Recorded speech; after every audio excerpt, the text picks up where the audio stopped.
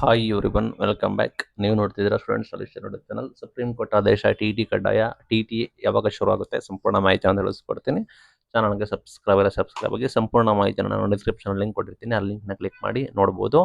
Supreme court ಹೊಸದಾಗಿ ಆದೇಶಗಳನ್ನು ನೀಡಿದೆ. ಯಾರೆಲ್ಲ ಟಿ ಪಾಸ್ ಮಾಡಿಲ್ಲ ಅವರಿಗೆ ಒಂದು ಹೊಸ ಗಡುವು ಕೂಡ ಕೊಟ್ಟಿದೆ. ಆಗಸ್ಟ್ 31, 2028 ನೀವು ಟೆಟ್ನ ಪಾಸ್ ಆಗಬೇಕು, ಇಲ್ಲಾಂದ್ರೆ ನಿಮಗೆ ಶಿಕ್ಷಕರ ಹುದ್ದೆಯನ್ನು ಕಳೆದುಕೊಳ್ತಾರೆ. ಪ್ಲಸ್ ಯಾರೆಲ್ಲ ಈಗ ಇದ್ದೀರಾ, ಹೊಸೊಬ್ಬರು ಇದ್ದೀರಾ, ಅವರು ಕೂಡ ಟೆಟ್ನ ಬರೀರಿ, ಟಿನ. Because very important. ನೀವು ಟಿನ ಕ್ಲಿಯರ್ ಮಾಡಿದ್ರೆ ನಿಮಗೆ ಸಾಕಷ್ಟು ಆದ್ಯತೆ ಕೂಡ ಸಿಗುತ್ತೆ. ಮತ್ತೆ ಮ್ಯಾಂಡೇಟರಿ ಕೂಡ ಮಾಡಿದೆ. ಯಾರೆಲ್ಲ ಟಿ ಪಾಸ್ ಆಗಿಲ್ಲ ಅವರಿಗೆ ಈ ಹಿಂದಿನ ಆದೇಶ 2027 ಪಾಸ್ ಆಗಬೇಕಿತ್ತು. ಈಗ ಅದನ್ನ 2028 ಆಗಸ್ಟ್ ವರೆಗೂ ನಿಮಗೆ ಎಕ್ಸ್ಟೆನ್ಷನ್ ಕೂಡ ಮಾಡಿ ಆದೇಶ ಕೂಡ ಕೊಟ್ಟಿದ್ದಾರೆ.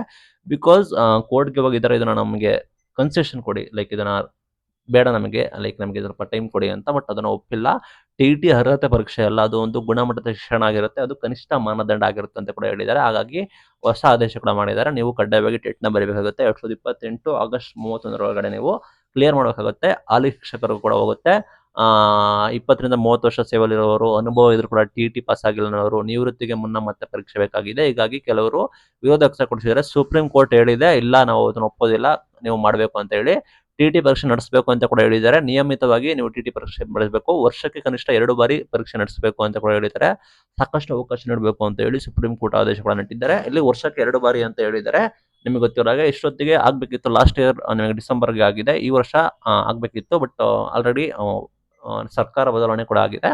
ಹಾಗಾಗಿ ಏನಾಗುತ್ತೆ ಗೊತ್ತಿಲ್ಲ. ಬಟ್ ನೇಮಕಾತಿಯನ್ನ ಅತಿಥಿ ಶಿಕ್ಷಕರ ನೇಮಕಾತಿ ಮೊರೆ ಹೋಗ್ತಾ ಇದ್ದಾರೆ. ನಂತರ ನೇಮಕಾತಿ ಮಾಡ್ತೀವಿ ಅಂತ ಹೇಳ್ತಿದ್ದಾರೆ. ಈ ಸಚಿವರು ಇಲ್ಲ ನಾವು ಮಾಡೋದಿಲ್ಲ ಟೆಟ್ನ, ನಾವು ಮೊದಲು ನೇಮಕಾತಿ ಮಾಡ್ತೀವಿ ಅಂತ ಹೇಳ್ತಾ ಇದ್ರು. ನೇಮಕಾತಿನೂ ಮಾಡಿಲ್ಲ, ಟೆಟ್ನು ಕೂಡ ಮಾಡಿಲ್ಲ.